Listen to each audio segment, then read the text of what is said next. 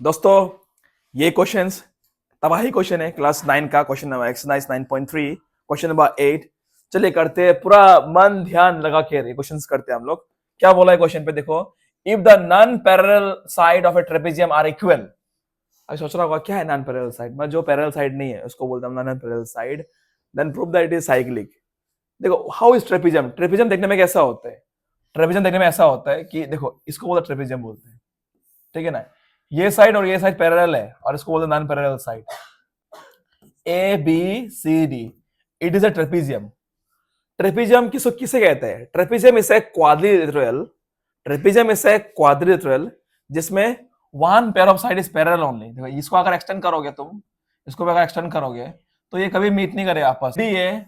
इधर जो एडी है, इधर जो बीसी है, they are parallel side, they are parallel side. इन लोग जितना भी दूर जाएगा इन लोग, दे विल नेवर मीट, वो लोग कभी भी आपस में क्या मीट नहीं होगा, ठीक है ना। बट इसको बोलते हैं नॉन पैरेलल साइड, इसको बोलते हैं हम लोग क्या, नॉन पैरेलल साइड, क्योंकि ये आगे जाते जाते क्या होगा, दे विल मीट, और ये भी आस्ते आस्ते क्या होगा, फैल जाएगा। सो यहाँ पे क्या होता है, वन पेयर ऑफ साइड, एक जोड़ा लाइन पैरेलल है और एक जोड़ा लाइन पैरेलल नहीं है। आई होप मीनिंग पूरा अच्छा समझ में अच्छा है, बढ़िया। चलो करते हैं, इसमें आपको प्रूफ करना पड़ेगा कि ये जो ट्रेपेजियम है ना वो एक सर्कल का अंदर है। So let us make the trapezium nicely. Very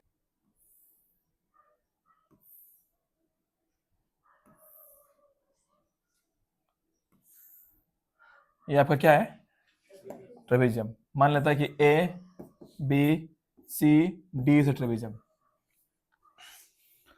तो आपको प्रूफ करना पड़ेगा, to proof A B C D is a cyclic proof करने का तरीका क्या होता है? अगर ऑपोजिट एंगल तुम अगर 180 प्रूफ कर दिया, अगर तुम ऑपोजिट एंगल 180 प्रूफ कर दिया, then you can definitely say that ABCD क्या है, एक साइक्लिक क्वाड्रिलेटरल है। अभी क्वेश्चन हुआ है कि सर इसको ऑपोजिट एंगल 180 प्रूफ करेगा कैसे, बहुत इंपॉर्टेंट टॉपिक है। तो इसके लिए हम लोगों को कंस्ट्रक्शन का हेल्प लेना पड़ेगा। किसका लेना पड़ेगा हेल्प?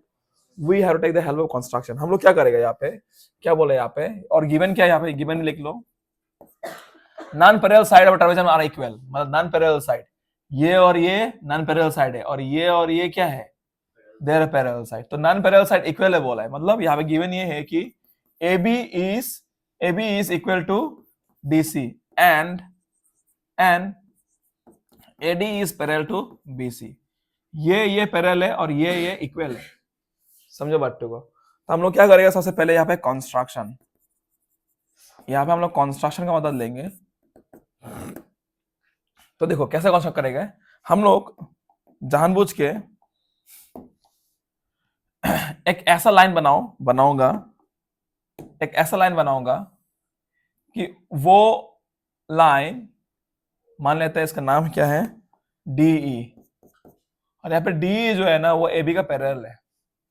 क्या कंस्ट्रक्ट किया यहाँ पे, DE is parallel to AB, also DE is equal to AB।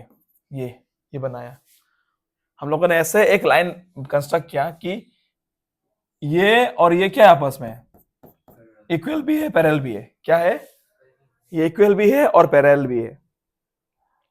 समझ में आया कि नहीं? तो आप लोग अभी खुद बताओ कि अगर ऑपोजिट साइड इक्वल भी है पैरेलल भी है, उसे क्या कहते हैं? उसे कहते हैं पैरेललोग्राम। क्या बोलते हैं हम लोग उसको? पैरेललोग्राम। Very nice.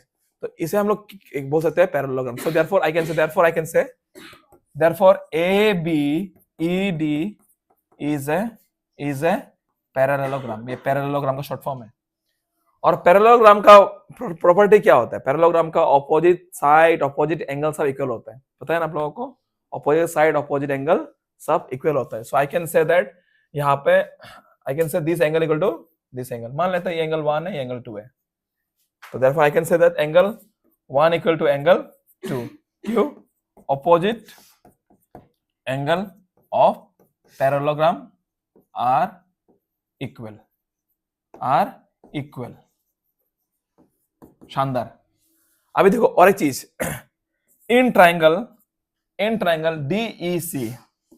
DEC। अब खुद देखो, एक ट्राइंगल का प्रॉपर्टी था, अगर एक ट्राइंगल पे दो साइड इक्वल होता है तो आई कैन से दैट उसका दो कोना भी क्या होता है, इक्वल होता है। ये है आइसोस्केलेस ट्रायंगल का प्रॉपर्टी। आप खुद देखो, हम लोग कंस्ट्रक्शन में क्या लिखा था कि ए डी डी सी किसका इक्वल है, ए बी का इक्वल है, और ए बी किसका इक्वल था, डी सी का इक्वल है।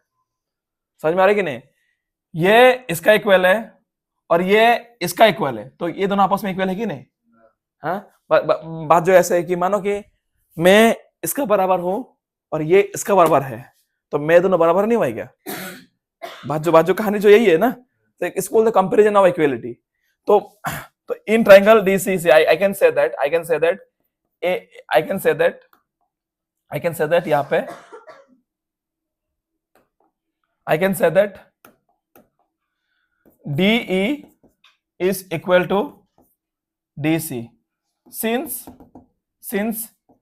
AB equal to DE and AB equal to DC। समझ में आया कि नहीं?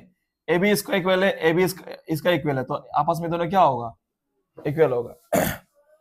तो therefore I can say that DEC is an isosceles triangles। therefore so I can say that ये एंगल 3 इक्वल टू एंगल 4 तकलीफ है किसी को?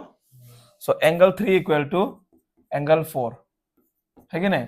Property of isosceles triangle, property of isosceles triangle. सुंदर, क्लियर हो गया सबको यहां तक? सुंदर।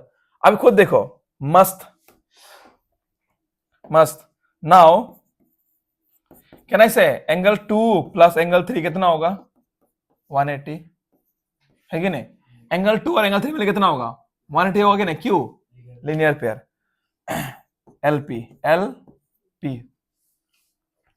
अब खुद देखो, एंगल 2 एंगल 3 इक्वल टू 180। क्या हम लोग 3 का जगह 4 लिख सकते हैं? हाँ, हम लोग क्या करते हैं यहाँ पे, ये 3 का जगह में क्या लिख दिया, 4 लिख दिया। और ये जो, क्या हम लोग 2 का जगह में 1 ले सकते हैं? क्या हम लोग 2 का जगह में 1 ले सकते हैं?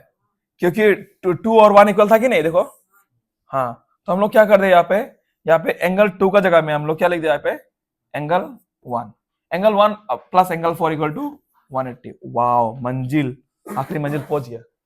तो इससे क्या प्रूव हुआ है, एंगल 1 प्लस एंगल 4। आप खुद देखो, एंगल 1 कौन सा था, क्या एंगल 1 था ना? क्या एंगल ये 4 है ना? तो 1 और 4 मिले कितना हो गया, 180 प्रूव हो गया। इसका मतलब क्या हुआ है कि A B E C D क्या है, एक साइक्लिक ट्रेपेजियम है जिसमें opposite angle in this case become 180। तो प्रूफ हो चुका है, बहुत बढ़िया। आई can say that therefore opposite angle मिले कितना हो रहा है, 180 हो रहा है, ठीक है ना? Therefore I can say that therefore A B C D is a cyclic trapezium, या को देते लिखो साइक्लिक ट्रेपेजियम, जो भी हो साइक्लिक हो जाएगा। यहां तक भी लिखिएगा ना, तभी भी सही है। चलो।